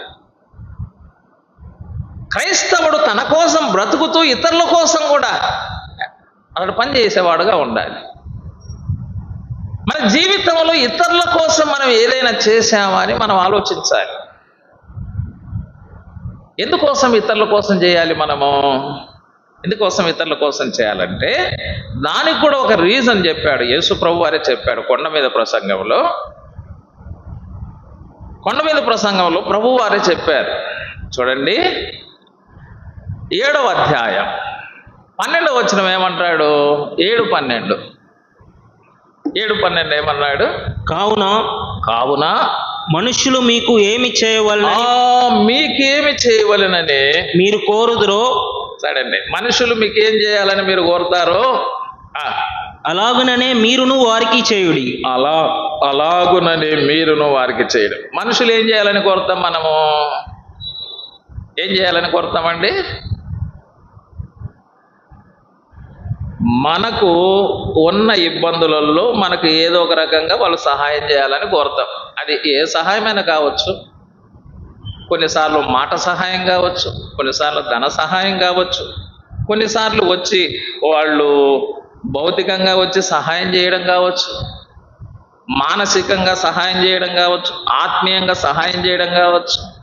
అంటే మన పరిస్థితిని బట్టి తప్పకుండా ప్రతి ఒక్కరూ ఇతరులు ఈ విధంగా నాకు చేస్తే బాగుంది కదా అనే అభిప్రాయం వస్తుంది మనకు ఎప్పుడైనా. అలాంటి అభిప్రాయం లేని వాళ్ళు ఎవరు లేరు. మన పరిస్థితులలో ఇతరులు నాకు ఈ విధంగా చేసింటే బాగుంది కదా అనుకుంటాం. అందుకే మనుషులు మీకు ఏమి చేయాలని మీరు కోరుదురో అలాగుననే మీరు వారికి చేయండి. అంటే మనం వారికి చేయడం ద్వారా మనము కూడా కొన్నిసార్లు మన పరిస్థితులు బాగలేనప్పుడు వాళ్ళు కూడా మనకు అలాగో చేస్తారు. అది చెప్పాడట.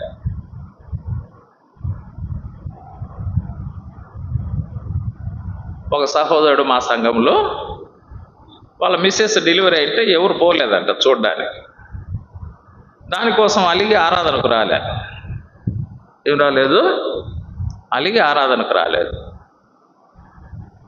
2-3 వారాలు రాలే. ఏం సహోదరుడు అంటే, ఓన్నా మా మిస్సెస్ డెలివరీ అంటే ఒక్కరు కూడా చూడడానికి రాలేదన్నాడు. అవునా సహోదరుడా?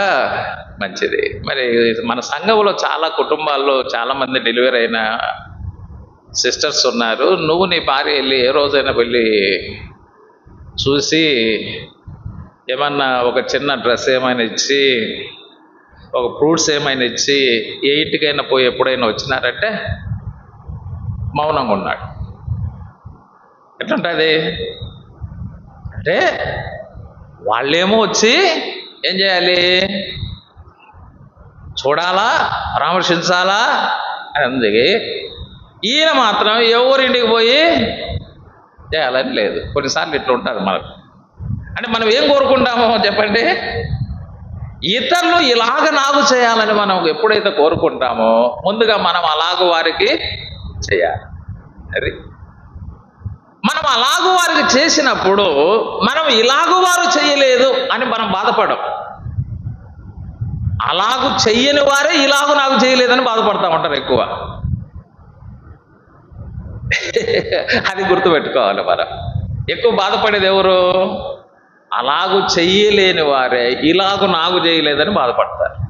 అలాగూ చేసిన వాళ్ళు మర్చిపోతారు అన్నమాట. అది మన బాధ్యతగా వాళ్ళు చేస్తారు, వాళ్ళు మర్చిపోతారు. అందుకే మనుషులు మీకు ఏమి చేయాలని మీరు కోరుతారో మీరు అలాగూ వారికి చేయాలి. ముందుగా మీరు చేయండి, తర్వాత మీ పరిస్థితులను బట్టి వాళ్ళు కూడా చేస్తారు. అందుకే కదా చాలాసార్లు అనేది, ఎప్పుడన్నా ఎవరన్నా వెడ్డింగ్ కార్డు ఇస్తే వెడ్డింగ్ కార్డు తీసుకున్నాక ఈ చదింపులు పట్టి చూసుకుంటారు వీళ్ళు. మన పెళ్ళికి రాలేదులే, ఏం పోయినావులే.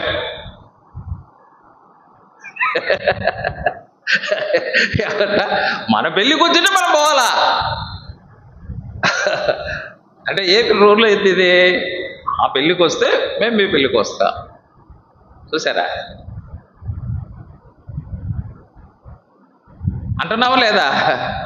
మా బర్త్డేకి వస్తే మీ బర్త్డేకి వస్తాం, మా వెడ్డింగ్ డేకి వస్తే మీ వెడ్డింగ్ డేకి వస్తాం, మా హౌస్ ఓపెనింగ్కి వస్తే మీ హౌస్ ఓపెనింగ్కి వస్తాం. ఏమంత మేము తక్కువ వాళ్ళమా? ఓ చూసారా? అంటే ఇది ఏముండాలి? ఇది ఇచ్చిపుచ్చుకునేదిగా ఉండాలన్నమాట. ఒకరి ద్వారా మనం ఎప్పుడైనా ఒకటి ఆశించేటప్పుడు వారికి అలాగ చేసిన అనుభవాలు మనకు అలా ఉన్నప్పుడు తప్పకుండా వాళ్ళు అలాగ చేయాలని నేర్చుకుంటారన్నమాట. అది ఏ విషయమైనా కావచ్చు, అది ఏ విషయమైనా కావచ్చు, అంటే ఈ విషయాలే కాదు. అందుకే ఇతరుల కోసం కూడా మనం పని చేసినప్పుడు మన కోసం వాళ్ళు పనిచేస్తారు, వాళ్ళు మన కోసం పనిచేస్తారు. తప్పకుండా పనిచేస్తారు. మనం ఇతరుల కోసం ఏమి చేయలేనప్పుడు, మనం నిస్సహాయ స్థితిలో ఉన్నప్పుడు మన కోసం కూడా ఎవరు పని చేయరు. అందుకే దేవుని బిడ్డలం మనం ఇతరుల కోసం ప్రభు మన కోసం పని చేశాడు కాబట్టి ఇప్పుడు ప్రభు కోసం మనం ఏం చేస్తున్నాం? పని చేస్తాం. ఆయన మన కోసం ఏం చేయకపోతే మనం ఆయన కోసం చేస్తామా? చెయ్యం. అలాగనే మనం ఇతరుల కోసం చేస్తే తప్పకుండా వాళ్ళు మన కోసం చేస్తారు. మన సమయం వస్తుంది అప్పుడు. అది చెప్పాడు అన్నమాట. అది చెప్పాడు. ఆ తర్వాత చూడండి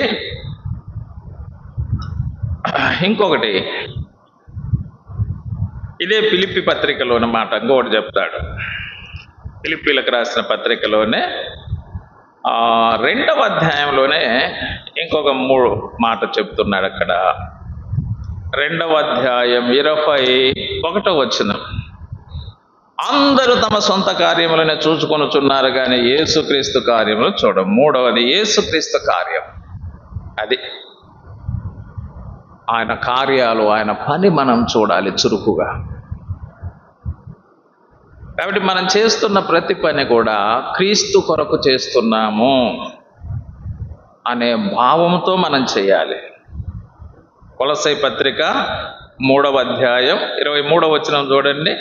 3:23 ప్రభువు వలన స్వాస్థ్యమును ప్రతిఫలముగా పొందుదుమని ఎరుగుదురు గనుక మీరేమి చేసినానో అది మనుషుల నిమిత్తము కాక ప్రభువు నిమిత్తమని మనస్ఫూర్తిగా చేయుడు.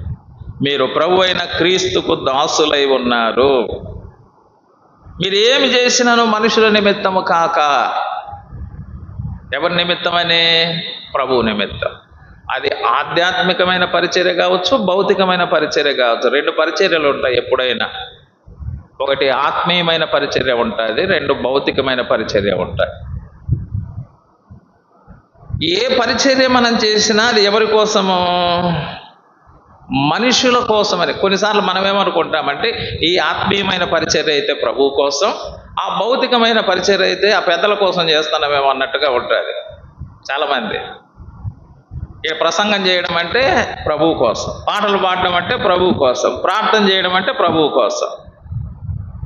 ఇక్కడ మిగతా పరిచర్యలు ఉంటాయి, అవి వీళ్ళ కోసం మేము చేయాల్సి వస్తుంది అనుకుంటున్నారా? కాదు. కొంతమందికి దేవుడు ఆత్మీయమైనటువంటి పరిచర్య ఇచ్చాడు, కొంతమందికి భౌతికమైన పరిచర్య ఇచ్చాడు. నీకు ఏ పరిచర్య ఇచ్చినాడో ఆ పరిచర్య ఎవరిది? ప్రభు నిమిత్తం. అది ప్రభు నిమిత్తం ఇది అని మనం మనస్ఫూర్తిగా మనం చేయాలి. అప్పుడే ప్రభు ద్వారా దానికి ఏమొస్తుంది? ప్రతిఫలం వస్తుంది. అది చెప్పారు. మనం ప్రభువు పనిని చురుగ్గా చేస్తే ప్రభువే మనకేమిస్తున్నాడు? ప్రతిఫలం ఇస్తున్నాడు. దేవుని బిడ్డలమైన మనం అలాగా ప్రభువు కొరకు పని చేద్దాం. ప్రభువు ద్వారా మనం ప్రతిఫలాన్ని మనం పొందుదాం. అది చెప్పారు. ఇక 3వదిగా మనం చూస్తే ఈ చీమల్లో 3వ అనుభవం ఏంటంటే, మీరు చీమలు వెళ్తూ ఉంటాయి, మీరు చూసారా ఎప్పుడైనా? అవి వెళ్ళేటప్పుడు దాని వాకింగ్ చూడండి ఒకసారి. మనం కొన్నిసార్లు మన వాకింగే మనం చూసుకుంటాం కానీ వాటి వాకింగ్ మనం చూడం. ఎందుకంటే అది ఏం మనకి పెద్ద ఇది కాదు కాబట్టి. అదే ఎవరన్నా పొలిటీషియన్ వాకింగ్కి వస్తే ఆయనను చూస్తాం మనం, ఎందుకంటే వాళ్ళు పెద్ద ఇది కాబట్టి. ఎవరన్నా ఐఏఎస్ ఆఫీసర్లు, ఐపీఎస్ ఆఫీసర్లు వాకింగ్కి వస్తే వాళ్ళని చూస్తాం, వాళ్ళు ఇది కాబట్టి. ఈ చీమలు కాబట్టి వాటి వాకింగ్ మనకేం పని ఉంది అని చెప్పి మనం పెద్దగా పట్టించుకోం. మీరు చీమలు ఒకసారి వాకింగ్ చేస్తూ వెళ్తూ ఉంటే చూడండి, అవి వెళ్ళేటప్పుడు ఒక పుల్ల అడ్డు వేయండి అట. ఆ చీమలు అడ్డు వేస్తే ఏం చేస్తాయి తెలుసా మీకు? నేను వేసి చూశాను. ఆ పుల్ల అడ్డేస్తే అవి వెనక్కి వెళ్ళిపోవడం లేదు, లేదా అక్కడే ఆగిపోవడం లేదు. అవి ఆ పుల్ల దగ్గర నుంచి అలాగ టర్న్ తీసుకొని మళ్ళీ ముందుకు వెళ్ళిపోతూ ఉన్నాయి. ఆ పుల్ల అడ్డుపడిందని చెప్పి అక్కడ ఆగిపోలేదు, పుల్ల అడ్డుపడిందని వెనక్కి వెళ్ళిపోలేదు. కొన్నిసార్లు మన జీవితాల్లో మనం ఏం చేస్తున్నామంటే,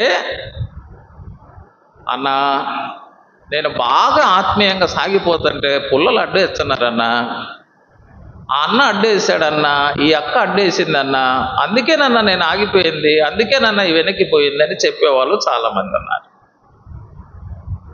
చీమ యొక్క స్వభావం ఏంటంటే అది అక్కడ ఆగిపోయేది కాదు, వెనక్కి వెళ్ళిపోయేది కాదు, అలాగ టర్న్ తీసుకొని ముందుకు వెళ్ళిపోతా ఉంది. అంటే చీమల యొక్క స్వభావం ఏంటంటే తను ఎక్కడికి వెళ్ళాలనుకుంటాయో అక్కడికి వెళ్ళిపోతున్నాయి చీమలు, అక్కడికి వెళ్ళిపోతున్నాయి. క్రైస్తవ జీవితం అనేది కూడా మన విశ్వాస యాత్రలో కొన్ని అడ్డులు వస్తాయి. అడ్డులు వస్తున్నాయని మనం ఆగిపోకూడదు, అడ్డులు వస్తున్నాయని వెనక్కి వెళ్ళిపోకూడదు. అలాగ దాటుకొని అలాగ టర్న్ తీసుకొని అలాగ ముందుకు వెళ్ళాలి. మనం అలాగ ముందుకు వెళ్ళాలి. చీమలు ఏంటంటే వెనుక తీయనివి చీమలు. మనకి హెబ్రీ పత్రిక 10వ అధ్యాయం 38లో ఏమంటాడంటే, నీతిమంతుడు వెనక తీసిన ఎడలా అతని ఆత్మ యందు నాకేమి లేదు, సంతోషము లేదు అన్నాడు. నాకేమి లేదు, సంతోషం లేదు. చాలాసార్లు దేవుని బిడ్డలు వెనక తీస్తూ ఉన్నాం. ఎవరో నాకు అడ్డుగా ఉన్నారు, ఆ అక్క అడ్డుగా ఉంది, అన్న అడ్డుగా ఉన్నాడు, నాకు అడ్డుగా వేస్తున్నారు. ఆరాధనకు వెనక తీస్తున్నాం, ప్రార్థనకు వెనక తీస్తున్నాం, వాక్య కూడికలకు వెనక తీస్తున్నాం, పరిచర్యకు వెనక తీస్తున్నాం. ప్రియమైన దేవుని బిడ్డలారా, చీమలు వెనక తీసేవి కాదు, ముందుకు సాగిపోయేవి. అబ్రహాము కూడా ఎటువంటి స్వభావం కలిగిన వాడు? ఇదిగో అబ్రహాం, నీవు ప్రేమించే ఒక్కగానో ఒక కుమారుడైన ఇస్సాకును నాకు ఇవ్వడానికి నువ్వు వెనక తీయలేదు అన్నాడు. వెనక తీసేవాడు కాదు, తన కుమారుని దేవునికి బలిగా అర్పించే విషయంలో వెనక తీసేవాడు కాదు. మనం ఆరాధనలో వెనక తీస్తున్నావా? ప్రార్థనలో వెనక తీస్తున్నావా? వాక్య కూడికలో వెనక తీస్తున్నావా? పరిచర్యలో వెనక తీస్తున్నావా? నువ్వు వెనక తీయలేదు. వెనక తీస్తే ఎవరికి సంతోషం లేదు? దేవునికి సంతోషం లేదు. అబ్రహాము కోరిక అంత ఏంటంటే దేవుని సంతోషపరచాలి. అది మనం చీమల ద్వారా నేర్చుకుంటాం. అవి వెనక తీయక ముందుకు సాగిపోయినాయి. ఎర్ర సముద్రం దగ్గర ఆగిపోయినప్పుడు మోషే ప్రార్థన చేశాడు, ప్రభువా, ఏమిటి ప్రజలు ఎర్ర సముద్రం దగ్గరికి వచ్చినారు, ఆగిపోయినారు, ఎలాగ చేయాలి? ఈ ప్రజలు సనుగుతా ఉన్నారు, మేము తిరిగి ఐగుప్తుకు వెళ్ళి వాళ్ళకి దాసులమవుతామని చెప్పి వాళ్ళు సనుగుతున్నారు, నేనేం చేయాలన్నప్పుడు మోషే ప్రార్థన చేసినప్పుడు మోషే అన్నాడు, మోషే ఇంకా ఆపోయా, నీ ప్రార్థనలు ఆపు, ఆ కర్ర తీసుకో, సముద్రం మీద చాపు, సముద్రం 2 పాయలైపోతుంది, మీరు ముందుకు సాగిపోండి, నా అద్భుతం చూస్తారన్నాడు. మీరు ఆగిపోతే, వెనక్కి వెళ్ళిపోతే పరో కార్యాలు చూస్తారు, ముందుకు సాగిపోతే నా కార్యం చూస్తారు. దేవుని బిడ్డలు ఎప్పుడైతే ఆగిపోతారో, వెనక్కి వెళ్ళిపోతారో సైతాన్ కార్యాలు చూస్తారు. ఆగిపోయిన వాళ్ళు, వెనక్కి పోయిన వాళ్ళంతా ఏం చూస్తుంటారు చెప్పండి? సైతాన్ కార్యాలు చూస్తూ ఉంటారు. ఆగిపోకుండా, వెనక్కి వెళ్ళిపోకుండా ముందుకు సాగిపోయే వాళ్ళు ఏం చూస్తూ ఉంటారు? దేవుని కార్యాలు చూస్తూ ఉంటారు. అది మనం నేర్చుకుంటాం. కాబట్టి వెనక తీయక ముందుకు సాగిపోయేవి చీమలు.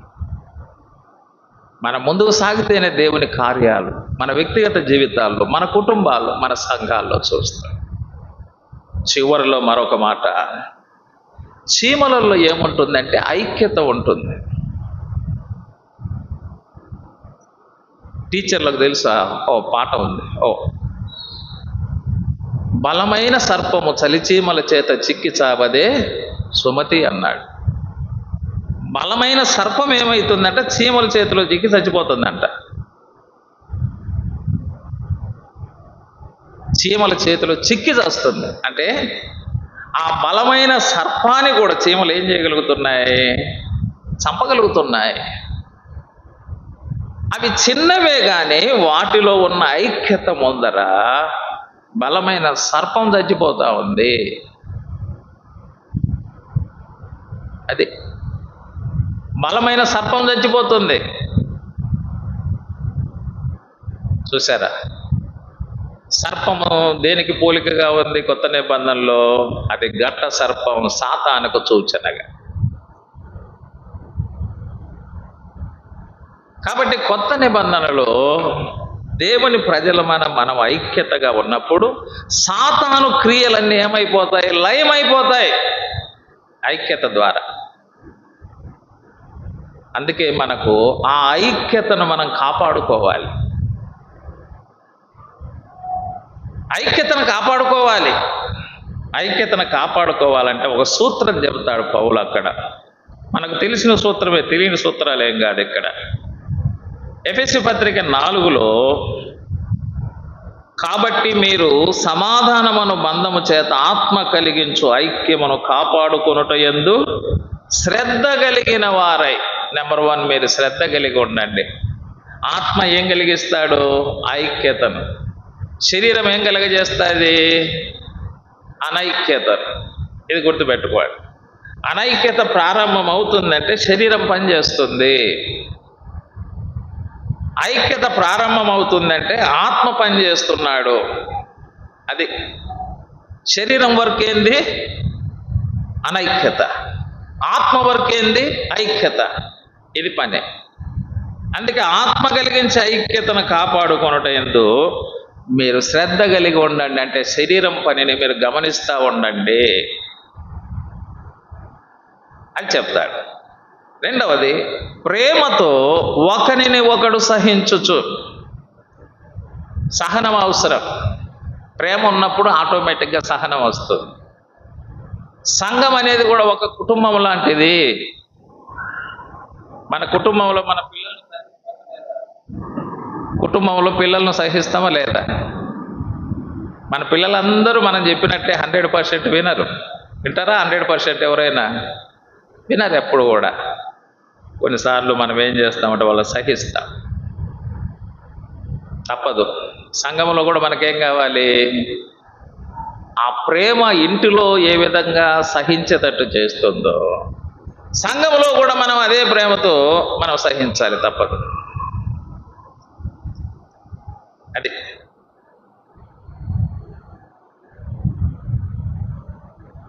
మొన్న మా వాడు అన్నాడు, డాడీ నువ్వు వాక్యం చెప్పిన తర్వాత ఎవరో ఏదో మాట్లాడుకుంటున్నట్టు విన్నాను అన్నాడు. ఇంట్లో నువ్వు కూడా మాట్లాడతావు లేరా అన్నా. సరిపోయింది కదా. ఎవర్రా మాట్లాడింది అంటే ఏమైపోద్ది? తేడా వచ్చేస్తుంది. ఇంట్లో నా కొడుకు నేను ఎలాగ ట్రీట్ చేస్తారో తప్పకుండా చర్చిలో కూడా ఉంటారా? మన ఇంట్లోనే చూస్తున్నాం కదా. అంతే నాన్న, ఇవన్నీ సహజ సిద్ధమైన విషయాలు. అంటే కొడుకు కాబట్టి కొంచెం రోసం అన్నమాట. అదే వాడు మాట్లాడితే ఎవరు ఉండదు అనమాట. అదే సంగతి అనమాట. ఇది కూడా అసెంబ్లీ కూడా ఓ ఫ్యామిలీ అన్నమాట. అక్కడ పిల్లలు మాట్లాడతారు, ఇక్కడ వేరే వాళ్ళు మాట్లాడతారు. అంతే, వేరేదేమీ లేదు. అక్కడ వాని పట్ల ప్రేమ చూపిస్తాం కాబట్టి సహిస్తాం. ఇక్కడ వీళ్ళ పట్ల కూడా అది సేమ్ సిస్టమ్, వేరే సిస్టమ్ ఏం లేదేటా. అది చెప్పా. వాడు పాపం ఏదో ఫీల్ అవుతా ఉంటే నేను దాన్ని ఇది చేశాను. తప్పదు మనకు కొన్నిసార్లు. ఆ ప్రేమతో ఒకరినొకడు సహించుచు, తర్వాత మీరు పిలువబడిన పిలుపునకు దీర్ఘశాంతముతో కూడిన అన్నాడు. మనందరికీ శాంతం ఉంది. ఆ శాంతాన్ని ఏం చేసుకోవాలంటే ఎక్స్టెండ్ చేసుకోవాలి, దీర్ఘశాంతంగా మార్చుకోవాలి. చిన్న మందిరం ఉన్నప్పుడు ఏం చేసుకున్నాము? ఎక్స్టెండ్ చేసుకున్నాం. చిన్న ఇల్లు ఉన్నప్పుడు ఏం చేసుకున్నాము? ఎక్స్టెండ్ చేసుకున్నాం, పెంచుకున్నాం. అంతే కదా. పెంచుకున్నప్పుడు మనం ఏమన్నాం? ప్రభువా చిన్న ఇల్లుని పెద్ద ఇంటి ఇచ్చావు దేవా, నీకు స్తోత్రం. చిన్న మందిరం పెద్ద మందిరం ఇచ్చిన ప్రభువా దేవా స్తోత్రం అంటాం. చిన్న ఇల్లు పెద్ద ఇల్లు అయినప్పుడు దేవుని స్తుతిస్తాం. చిన్న మందిరం పెద్ద మందిరం అయినప్పుడు దేవుని స్తుతిస్తాం. ఈ శాంతాన్ని దీర్ఘశాంతంగా చేసావు ప్రభువా, నీకు స్తోత్రం. ఈ పదం కూడా మనం చెప్పాలి. ఐక్యతను కాపాడుకోవడానికి శాంతయ్య దీర్ఘశాంతయ్యగా మారాలి. శాంతమ్మ దీర్ఘశాంతమ్మగా మారాలి. తప్పదు. వేరే ఆప్షన్ లేదు మనకేడ. సూత్రం ఇది. ఆ తర్వాత ఏమన్నాడు? సంపూర్ణ వినయముతోనన్నాడు. వినయం ఉంది, దాన్ని ఏం చేసుకోవాలి? దీన్ని కూడా పెంచుకోవాలి, ఎక్స్టెండ్ చేయాలి. సంపూర్ణ వినయం. వినయ్ బాబు ఏం కావాలి? సంపూర్ణ వినయ్ కావాలి. వినయ్ సిస్టర్ ఏం కావాలి? సంపూర్ణ వినయ్ సిస్టర్ కావాలి. పెంచుకోవాలి, తప్పదు. ఇది కూడా పెంచుకోవాల్సిందే. తర్వాత సాత్వికులం కావాలి. వాస్తవమే, మోషే ఒకప్పుడు సాగుకొట్టేవాడు. తర్వాత ఏమైపోయాడు? మోషే అనేవాడు సాత్వికుడు అయిపోయినాడు. సాత్వికుడు అయిపోయి సాగిలు పడతా ఉన్నాడు. సాగు కొట్టేవాడు సాగిలు పడుతున్నాడు.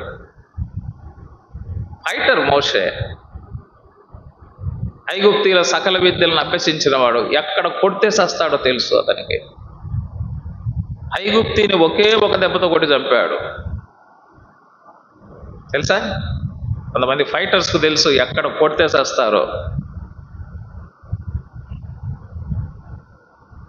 అంత ఫైటర్ ఏమైనాడు చెప్పండి, సాగిలు పడతాడు ఆయన. తప్పదు, కొన్నిసార్లు లేస్తారు. ఎన్ని మంచి పనులు చేసినా కూడా ఏం చేస్తారు, లేస్తారు. లేచినప్పుడు మనం ఏం చేయాలి, వాళ్ళు లేచినారని మనం లేయకూడదు, మనం పడాల.